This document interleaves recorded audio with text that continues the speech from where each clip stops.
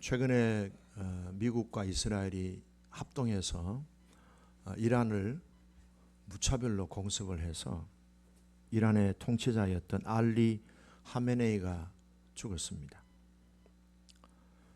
이 일에 대해서 이란 국민들은 박수를 치는 사람들이 대다수였습니다.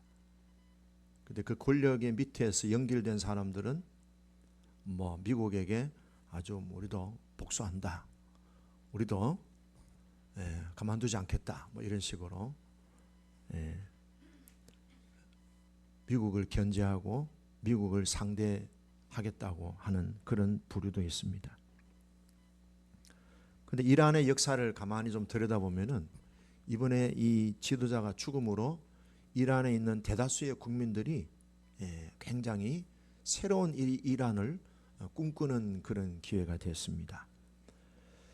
그동안에 1979년도 호메이니가 이슬람 혁명을 일으켰습니다. 그로부터 79년도부터 지금까지 약 50년 동안 이란은 무슬림 정책을 완전히 이스라엘 그 이란의 정책으로 적용해서 이란은 완전한 무슬림 국가로서의 그런 모습을 유지하려고 했습니다.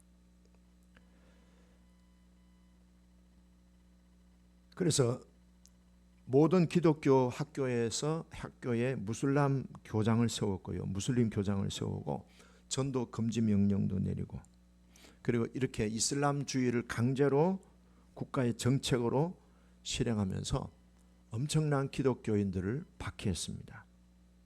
그리고 신앙생활을 통제했습니다. 그러다 보니 이란에서 예수를 믿는 것은 쉽지가 않았습니다. 박해를 받아야 되고 사회적인 어떤 그런 좋은 조건을 양보해야 되고요. 박탈당해야 되고,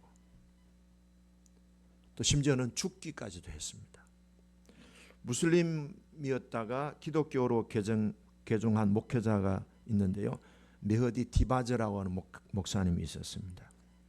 이분은 예수 믿는다는 것 때문에 1983년도에 체포되어서 10년 징역형을 선고받아가지고 옥살이를 했습니다. 감옥에 갇혀있는 동안에 무진장한 그런 고문을 겪었습니다.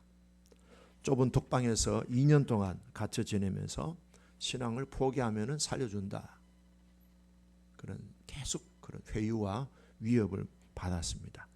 그렇지만 이 디바저 목사님은 이렇게 고백을 했습니다. 나는 예수님의 거룩한 이름의 영광을 위하여 감옥에 갇히는 것을 만족해합니다. 또한 주 예수님의 이름을 위해서라면 내 삶을 기꺼이 드릴 준비가 되어 있다, 이렇게 얘기했습니다. 디바저 목사님은 1993년도에 비밀 재판에 회부되어서 기독교를 믿는다는 이유로 결국 사형 선고를 받았습니다. 이 디바저 목사님이 사형 선고, 예수를 믿는 것 때문에 사형 선고를 받는다는 그 일이 세상에 알려지게 됐습니다. 국제적으로 알려지게 됐습니다. 그랬더니 많은 국가에서 이란 정부에게 압력을 가했습니다. 그래서 이란 정부가 그런 압력을 견디지 못해서 디바저 목사님을 석방시켜 주었습니다. 공개적으로 석방을 시켜 주었습니다. 그런데 이 디바저 목사님의 사형 선고를 받았다는 이 사실을 외부에 알린 사람이 메흐르라고 하는 사람인데, 이 사람도 역시 기독교인입니다. 이 사람도 나중에는 의문의 죽음을 맞이하게 되었습니다. 그래서 디바저 목사님이 이란 정부에 의해서 석방이 됐는데 6개월 뒤에 의문의 죽음을 당했습니다. 또 이 사람 사형 선고를 알려줬던 메흐르도 납치돼 가지고 10일 만에 온몸에 멍투성이가 되어서 시신으로 발견이 됐습니다. 그런데 여기서 끝나지 않았습니다. 제2의 디바저 목사님, 제2의 메흐르와 같이 계속 이란에서 겪는 기독교인들의 그런 박해와 핍박, 순교의 이런 현장들을 전 세계에 확장시키는 일들이 계속 지금도 진행되고 있고, 또 순교를 각오하면서 끝까지 신앙을 양보하지 않는, 신앙을 견지했던 그런 디바즈 목사님과 같은 인물들이 계속 줄을 이었습니다. 그래서 이란에서 기독교인들은요, 죽음 앞에 물러서지 않는 사람, 자신의 목숨보다도 신앙을 더 추구하는 사람, 진리로 사는 사람들, 그렇게 알려지게 되었습니다. 이란의 크리스천들이 그렇게 박해를 당하고 또 사회적인 어떤 혜택을 박탈당하고 나아가서는 순교를 겪는 이유가 뭘까요? 신앙 때문입니다. 우리가 고백하는 사도신경, 기독교의 복음을 붙들고 살기 때문에 그들은 그런 핍박과 박해를 받고 사는 겁니다. 우리 안에 복음이 만약에 있다, 우리 안에 복음이 있다, 그러면은 우리의 이 복음도 이슬람 박해가 이란에 있어도 기독교의 확장은 계속 살아서 진행되듯이 지금 이란 계속 기독교인들이 200만 명이 넘어서고 교회가 계속 부흥을 하고 있다는 거예요. 우리도 신앙 고백을 하는 그리스도인이라면 어떠한 그런 핍박과 박해와 불이익이 올지라도 우리는 끝까지 그리스도를 붙들고 진리를 우리가 추구하고 진리를 고수하고 진리 위에 우리의 삶을 견지하면서 끝까지 주님의 부르신 그 부름의 길을 잘 완주하시고 그리고 승리의 입성으로 하나님 나라에 입성할 수 있기를 주의 이름으로 축복합니다. 왜냐하면 진리가 승리하기 때문에, 진리가 영생을 얻기 때문에 우리는 그 진리를 어떤 무엇과도 바꿀 수 없는 진리의 사람들로 살고 있습니다. 자, 이 사도신경은 그러한 우리의 신앙의 고백, 우리의 신앙의 핵심을 담고 있기 때문에 이 사도신경을 우리가 가슴속에 계속 붙들고 고백하고 그 믿음으로 살게 될 때 여러 가지 불이익을 겪고 또 여러 가지 오해를 얻을 수도 있고 억울한 일도 당할 수도 있습니다. 그러나 끝까지 진리를 붙들고 살면은 반드시 역전 인생의 주인공이 되고 사람들에게 희망을 주고 용기를 주는 그런 축복의 통로가 될 수 있습니다. 예수 이름으로 여러분들의 전전하는 삶의 화이팅을 통해서 응원합니다. 주의 이름으로 승리하시기를 바랍니다. 자, 오늘 이 내용은요 조금 어려운 내용인데요. 제가 이 내용을 준비하면서 계속 이 책을 보고 저 책을 보고 한 책은 한 8권, 9권 보고 여러 가지 자료들을 이렇게 보았는데요. 참 어려운 내용입니다. 자, 오늘 우리가 살펴볼 내용은요. 사도신경에 보면은 십자가에 못 박혀 죽으시고 장사 지는 바 되시고 그랬습니다. 장사 지는 바 되신 예수님이 그 다음 장면에 보면요. 음부에 내려가사 이런 구절이 있는데요. 우리 사도신경은요. 그 내용이 빠졌어요. 음부에 내려가사.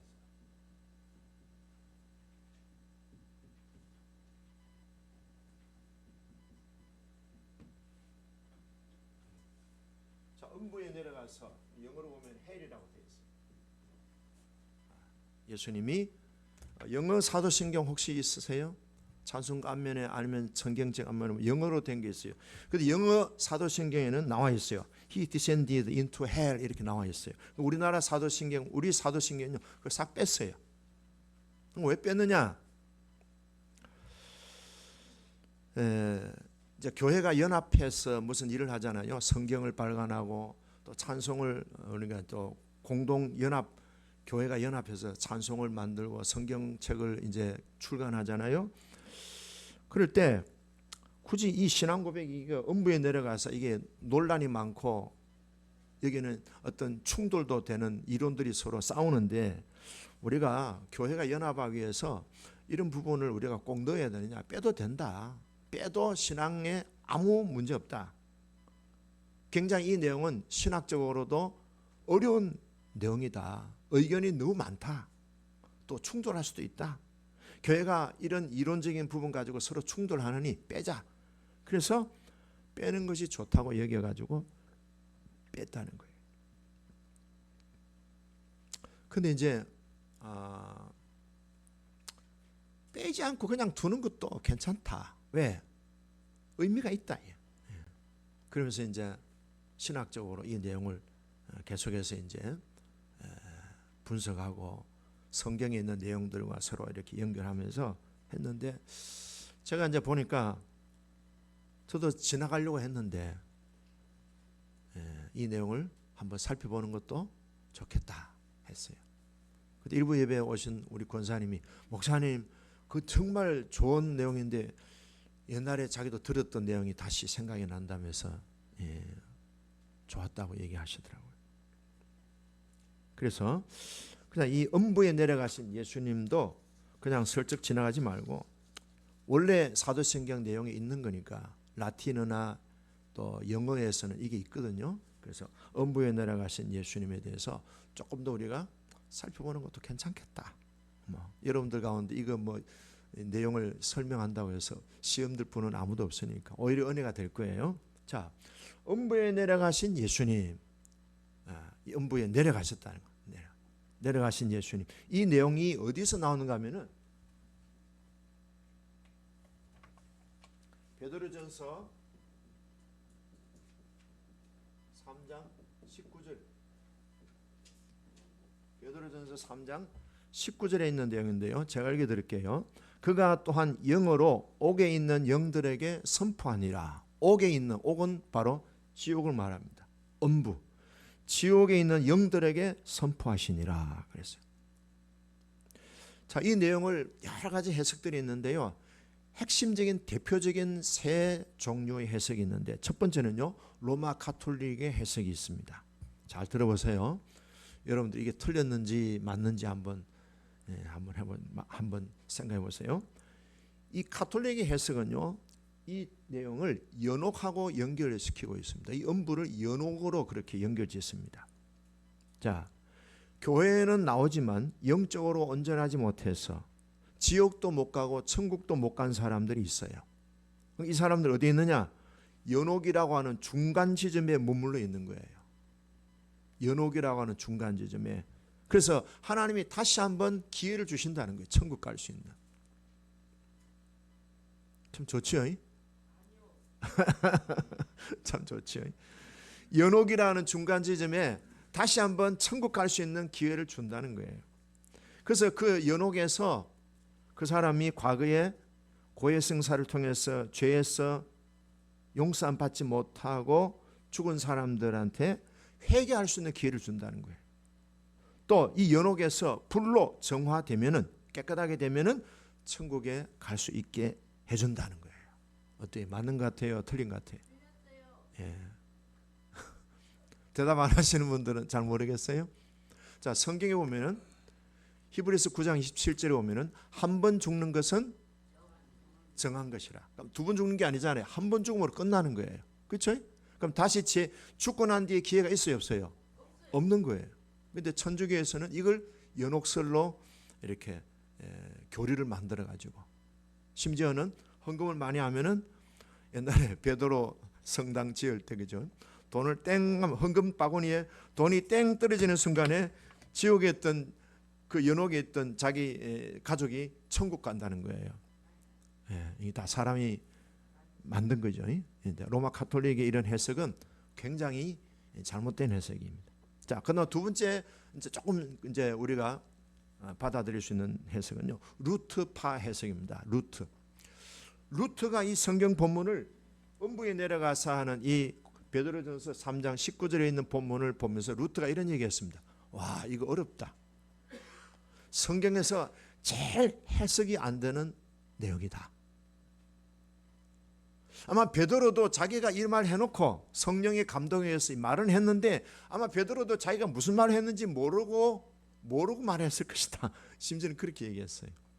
그러니까 이 내용은 상당히 어렵다는 부분이에요. 그러니까 논란의 여지가 많은 내용이다 이 말이에요. 근데 루터는 이렇게 해석을 했습니다.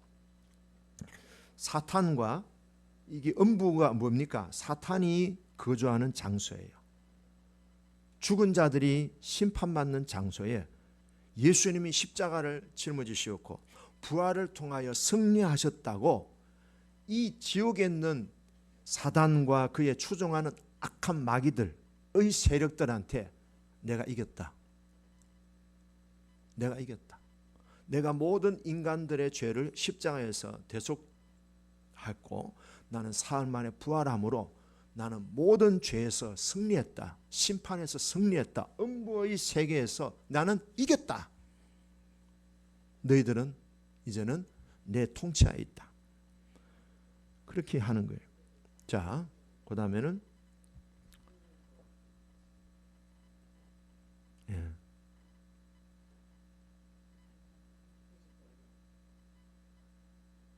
자, 그 다음에는요, 개혁파 해석인데요. 이거는 칼빈이 이제 주장한 거예요. 칼빈이. 이제 우리 이제 장로교 교인들이 이제 주로 이제 받아들이는 건데요. 자, 이렇게 해석합니다. 실제로 예수님이 음부로 내려가셨느냐? 아니라는 거예요. 이게 비유다, 비유. 예수님이 십자가를 지실 때의 그 죽으신 고통이 얼마나 고통이 극심한 고통인가 하면은 지옥의 고통과 같은 고통을 겪으셨다. 음부에 내려가사 하는 것은 지옥의 고통을 표현한 것이다. 예수님이 당하신 십자가의 고통은 지옥의 고통이었다. 예수님의 죽음의 고통을 강조하기 위해서 이런 표현을 넣었다. 죽음의 고통이 지옥 같은 고통이다 하는 것은 우리가 겪는 죄로 인하여 겪는 지옥의 고통을 예수님이 겪으셨다. 정말 이런 고통을 우리가 겪어야 된다. 근데 그 지옥에서 지옥의 고통을 겪으시면서 예수님은 어떻게 했습니까? 끝나지 않고 3일 만에 예수님은 다시 부활하셨다. 그래서 이 지옥 같은 십자가의 예수님의 고통을 강조한 이유는 부활을 강조하시기 위해서. 자, 조금만 더 이제 설명합니다. 자, 오늘 제가 이제 여러분들한테 설명하면서 루트파의 해석이나 개혁파의 해석, 칼빈의 해석은 우리가 다 같이 두 가지 다 취할 수 있다는 거예요. 뭐 로마 가톨릭의 얘기는 우리는 받아들일 수 없는 거고요. 자, 베드로전서 3장 19절에 있는 음부에 내려가사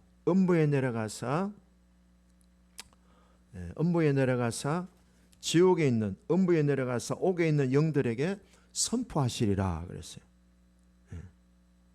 그 앞에 18절에 보면은 그리스도께서 단번에 죄를 위하여 죽으사 의인으로서 불의한 자를 대신하셨으니 이는 우리를 하나님 앞으로 인도하려 하심이라.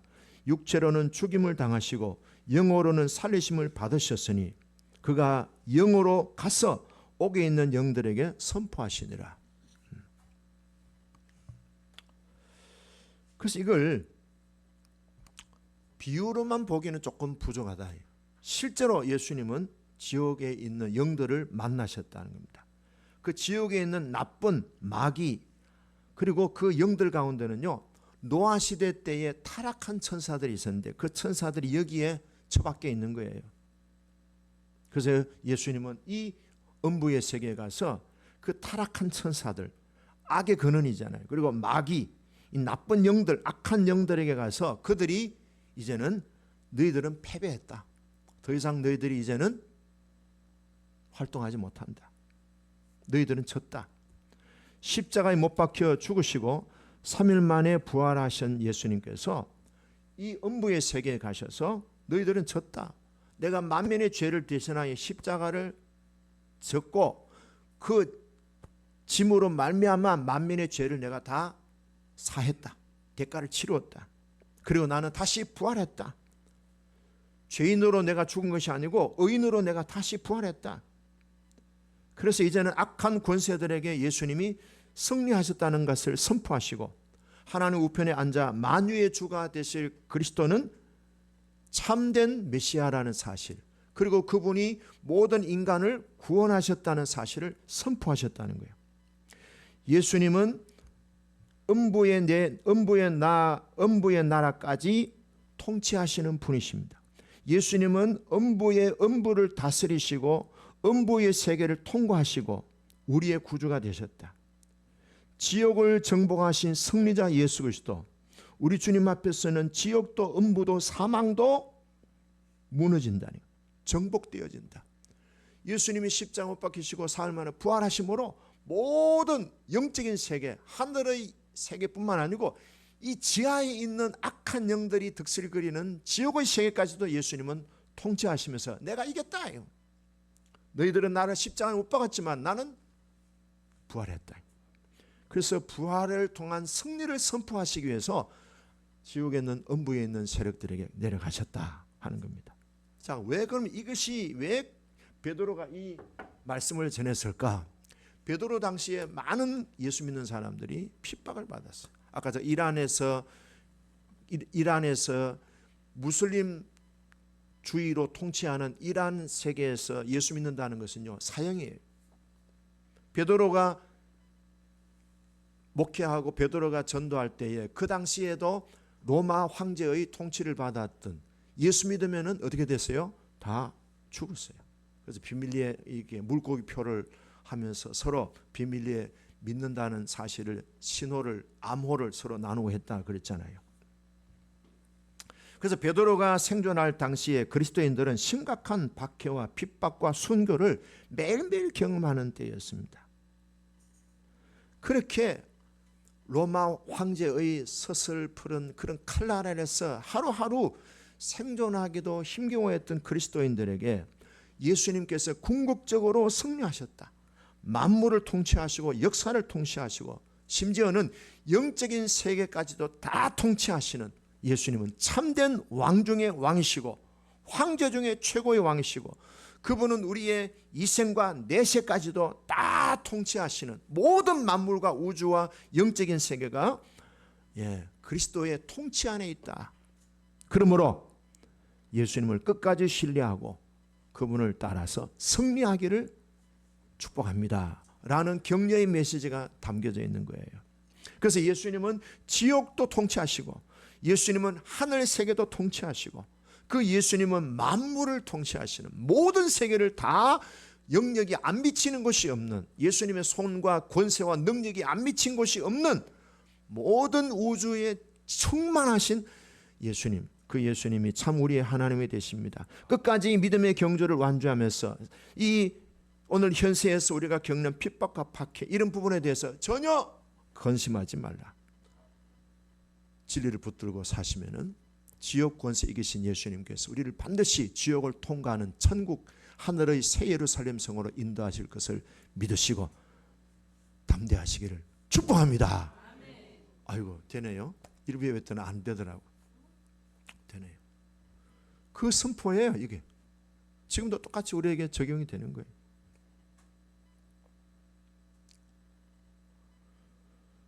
교리적으로 조금 이제 뭐 갈등은 있지만은 두 가지 내용입니다. 직접 내려가셔서 예수님의 부활과 그리고 하나님 보좌 우편에 앉으시고 지금도 우리를 위해서 중보게 되시는 만왕의 왕 되신 예수님이 참 구주 되신다는 사실을 이제 선포하는 그런 사건이 됐다는 겁니다. 그러므로 여러분 승리할 것을 기대하시고 확신하면서 나아가시길 바랍니다. 자, 여기서 한마디 우리 현실적으로 적용할 수 있는 게 뭔가 하면요, 인생의 어두운 터널은 반드시 끝이 있습니다. 해볼까요? 터널의 끝이 있습니다. 혹시 여러분 내 인생의 어두운 터널은 끝이 안 보입니다 라는 분이 계십니까? 그 주님은 그 인생의 터널, 어두운 터널뿐만 아니고 지옥까지도 정복하시고 다스리신 분이셔요. 그러므로 뭐예요? 포기하지 마시고 좌절하지 마시고 끝까지 가시면은 터널 끝에 아름다운 빛된 세계를 반드시 마주하게 될 줄로 믿습니다. 자, 그 다음에 두 번째 장면은요, 나는 따라할까요? 나는 예수님의 부활을 믿습니다. 부활하신 예수.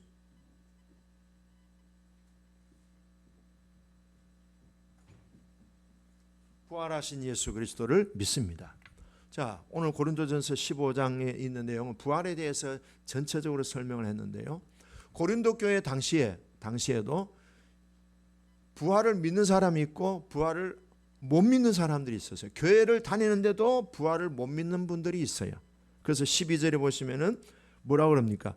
그리스도께서 죽은 자 가운데서 다시 살아나셨다 전파되었거늘 너희 중에서 어떤 사람들은 어찌하여 죽은 자 가운데 부활이 없다고 하느냐? 예. 참 그죠? 교회는 다니는데 부활을 없다. 부활을 믿지 못하겠다 하는 사람들이 있다는 거예요. 자, 그럼 부활을 못 믿는 이유가 뭐냐? 두 가지가 있어요. 첫째는요, 예수님의 부활을 논리와 이성으로 머리로 분석하니까 안 되는 거예요. 신앙은 머리로 하는 게 아니에요. 어떻게 보면 신앙은요, 가슴으로 하는 거예요. 자, 세상의 우상과 종교는 인간이 만든 것입니다. 그러나 기독교는 하나님께서 친히 자신을 보여주셨습니다. 하나님이 자신을 보여주신 분이 누구시죠? 예수 그리스도이십니다. 예수님을 통해서 하나님이 어떤 분인가를 우리에게 보여주셨습니다. 십자가에 못 박히신 하나님의 외아들, 유일하신 하나님의 독생자 예수님, 십자가에 못 박히셨어요. 왜? 우리를 사랑하신다는 사실을 보여주시는, 증명하시려고 예수님을 보내주신 거예요. 그래서 신앙의 세계는요, 알고 믿는 것이 아니고 분석하고 이성적으로 판단해서 믿어지는 게 아니에요. 왜냐하면 하나님의 영역이라는 것이 우리 인간이 다 알고 분석하고 그렇구나라고 우리가 판단하고 우리가 재보고 연구해보고 분석해서 기다 이렇게 될 수 있는 성격이 아니다는 거예요. 그럼 하나님이 아니죠. 우리가 어떻게 하나님의 세계를 알 수 있습니까? 우리는 인간인데, 그죠? 우리는 다 살다가 세상을 떠나고 병으로 고생하고 인생의 고난으로 힘겨워하고, 예?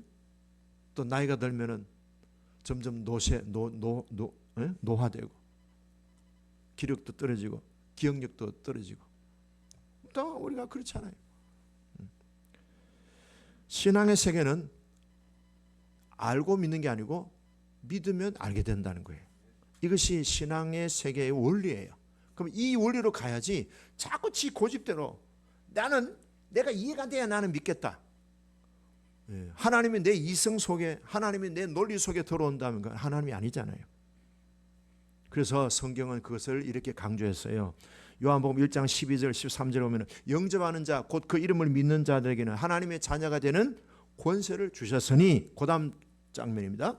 이는 혈통으로나 육정으로나 사람의 뜻으로 나지 아니하고 오직 하나님께로부터 온 것이다. 우리가 예수님을 나의 구주 나의 주님으로 믿게 된 것은요, 하나님으로부터 온 은혜가 있어서 믿게 된 것이지 우리가 어떻게 다 그걸 알고 믿어요. 그런데 믿게 되니까 나중에는 뭐예요? 알게 되는 거예요.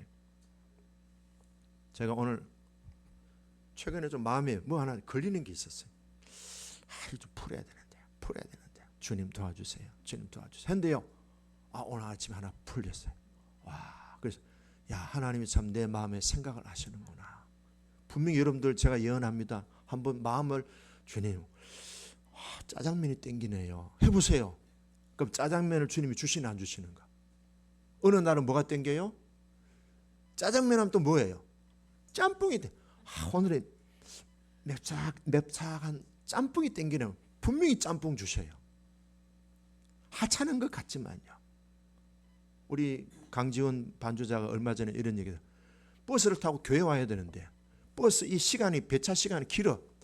이걸 타야 되는데, 그런데 벌써 버스는 떠나는데 주여 저거 타야 되는데 하는데 지 혼자 차가 서더래. 그래서 그 차 타고 왔대요. 여러분 그것도 있어요. 제가 월요일 날 이제 수업을, 대학교 다닐 때 수업을 9시 시작하는데 주일날 밤늦게까지 뭐 이렇게 뭐 찬양 연습하니까 피곤하고 졸리잖아요. 그래서 월요일 늦잠 잔 거예요. 주여 오늘 첫 시간 교수님이 휴강하게 주옵소서. 휴강하게 주시옵소서. 휴강이 됐을까요? 아니면 수업이 시작됐을까요?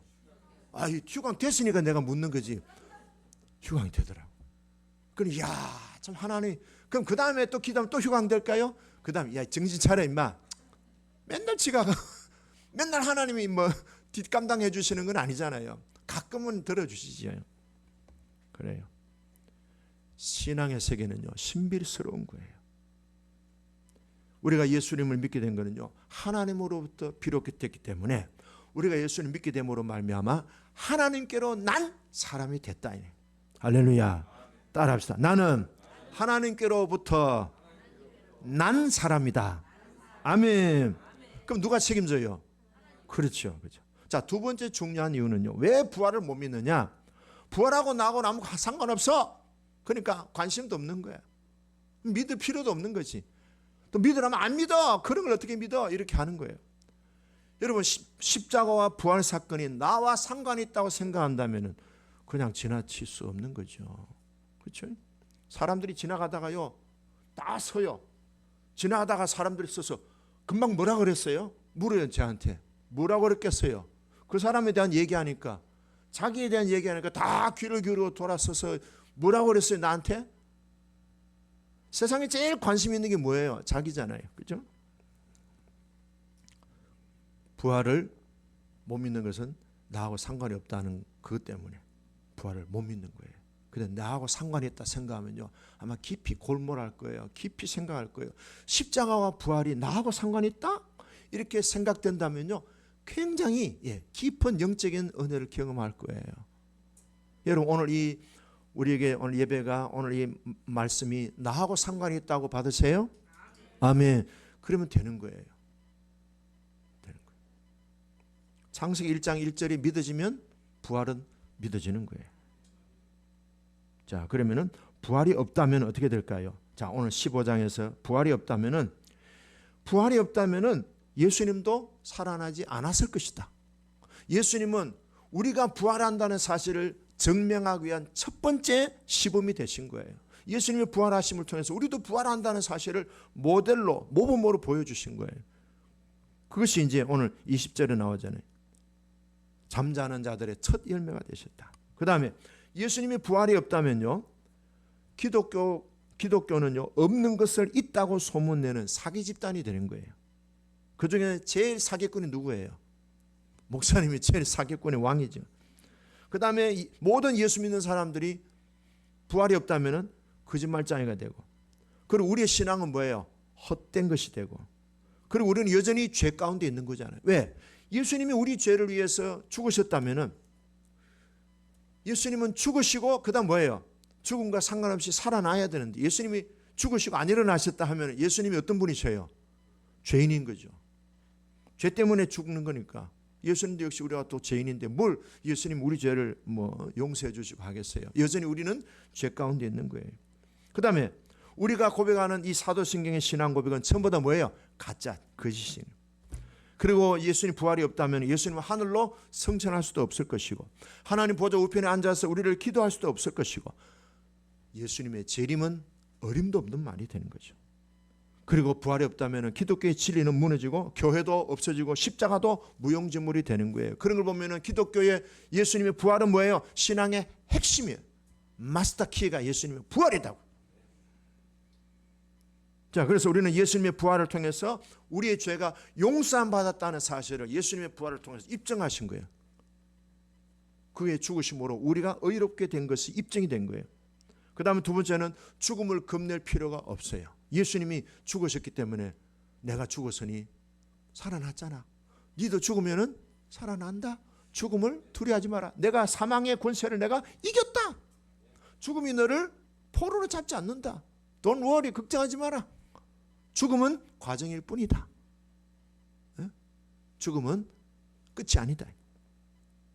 우리 주 예수 그리스도로 말미암아 우리에게 죽음에서 썩어질 것에서 썩지 않은 것을 입음으로 승리케 하시는 하나님께 감사하노라.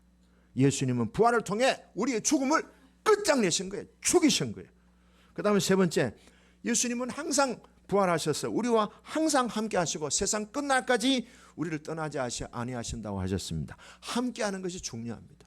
그 다음에 끝으로 적용입니다. 저는 이것이 더 중요하다고 봅니다. 부활은 이론이 아니에요. 부활은 어떤 환상도 아니고요. 부활은 그냥 우리에게 믿으라 하는 그런 내용이 아니에요. 부활은 뭐예요? 실제다. 그럼 우리의 삶 속에서도 부활이 있어야 되잖아요. 그래서 이렇게 얘기할 수 있습니다. 살아갈 때 어두운 터널의 끝은 있다 없다? 반드시 있습니다. 힘내시기 바랍니다. 도전하시기 바랍니다. 반드시 거두게 될 줄로 믿습니다. 우리가 선을 행하되 낙심하지 말지니 피곤하지 않으면 반드시 때가 이르면 거두리라. 자, 제가 오늘 한 분을 소개하는데요. 임정렬이라는 분인데 65세입니다. 65세. 인생 역전을 꿈꾸는 사람들이 많은데 현실에서는 참 그런 사람 보기가 드물어요. 그런데 이분은요, 인생 역전을 확실하게 우리들에게 보여주는 한 인물이 되었습니다. 자, 보세요. 이분에게는요, 안 되는 이유가 많은 그런 환경이 있었습니다. 그런데 그 안 되는 이유를 뒤집고 된다라고 하는 사실을 보여준 샘플이에요. 모델이에요. 중학교 때 아버지가 일찍 세상을 떠났어요. 학교를 못 다녔어요. 너무 경제적으로 어려워서. 그래서 나무 집에 가서 뭡니까? 식모살이 하면서 거기서 숙식을 해결하는 거예요. 그래 어떻게 뭐 이렇게 그러면서 성장을 해서 결혼을 했는데 아니 남편이 잘 나가던 기업에서 어느 날 사표를 내고 회사를 그만둔 거예요. 회사가 너무 힘들었던 것 같아요. 그래서 결국은 이분이 이제 생활 전선을 나서게 되는데 식모살이를 또 하게 된 거예요. 아기가 갓난했는데 아기를 그냥 집에다 두고 아침에 우유 배달을 하는 거예요. 새벽에 우유 배달하고. 그 다음에 또 우유 배달만 해가 못 사니까 또 건물 청소하는데 무릎을 길어서 청소하다 보니까 무릎에 피가 날 수 있도록 바닥을 기어다니면서 청소를 했대요. 그런 인생이 30대, 40대, 50대까지 계속 진행되는 거예요. 진짜 어두운 터널의 끝이 안 보일 정도였습니다. 50이 됐는데 이분이 우연히 돈을 벌 수 있는 좋은 길이 있다는 그 어떤 뉴스를 듣게 된 거예요. 어떤 사람을 통해 정보를 듣고 53살 때, 53살 때에 소방기술사 시험을 준비한 거예요. 그때부터 공부하기 시작한 거예요. 공부에 매달렸는데요. 새벽에 일찍 일어나가지고 그냥 물에다가 밥만 말아가지고 후룩 먹고 바로 어디로 가냐? 교회 갔어요. 교회 가면 조용하잖아요. 교회에서 계속 공부를 하는 거예요. 근데 53살 된 분이 공부를 하는데 머리에 들어와야 안 들어와요? 돌았으면 까먹는 거야. 돌았으면 까먹는 거야. 근데 읽고 또 읽고 읽고 또 읽고 읽고 또 읽고. 제시카 어떻게 했다고? 수정이 어떻게 했다고? 읽고 또 읽고 읽고 또 읽고 한 책을 100번을 읽었대요. 그랬더니요 외워지더래. 그래서 이분이요 공부 비결이 뭐냐 물었더니 끈기래요. 끈기. 엉덩이가 무거워야 되는데 제시카 별로 감동이 안 오는 것 같아요. 아이씨 그럼 나 힘드는데. 끈기. 잊어버리면 또 외우는 거. 또 읽고 또 읽고. 그런데 나중에는요 관절통이 아파가지고요 병원에 가고 3개월마다 눈이 안 좋으니까 계속 안경을 바꾸고 끼고요. 돌았으면 잊어버리는데 끈기 있게 매달렸는데요. 한 책을 100번 읽었대요. 100번. 어느 순간에 외워지는 거예요. 그 자격증 도전을 했는데요. 2007년에 소방설비기사 자격증을 땄습니다. 2014년에 소방기술사 자격증을 땄습니다. 2017년에 건축기계 설비 기술자 자격을 취득했습니다. 지금은요 연봉 2억이 넘는데요. 얼마라고요? 연봉 2억이 넘는데. 근데 이분이 이런 얘기했어요. 터널의 끝은 반드시 있습니다. 좌우명이 뭐냐니까 감사, 사랑, 만족. 이것이 감사만 이게 자신의 그게 좌우명이래요. 나는 이 나이 안 되면 어떻게 하지? 일단 시작해 보세요. 자꾸 머리 굴리지 말고 일단 시작해 보세요. 일단 시작해 보세요. 예. 지금 주님 앞에 전화 오잖아요. 일단 시작해 보라. 끝까지 가보면은 터널의 끝이 보인다는 거예요. 자, 이게 뭐예요? 부활 신앙의 실제적인 적용입니다. Don't give up. 예? 수정아, never, never, never give up.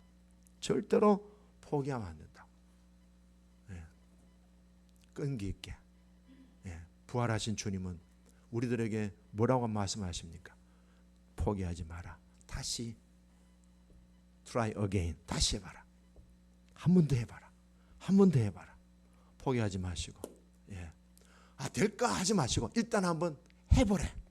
하다 보면은 하나님이 지혜를 주시고 하나님이 형통한 은혜를 주시고 만나게 해주시고 결국 터널의 끝이 보이더라. 지금은요, 파출부 식모살이 했던 그 중학생 중퇴했던 여자가 지금은요 연봉이 2억이 넘는데요. 예. 따라합시다. 인생의 터널은 끝이 있습니다. 할렐루야.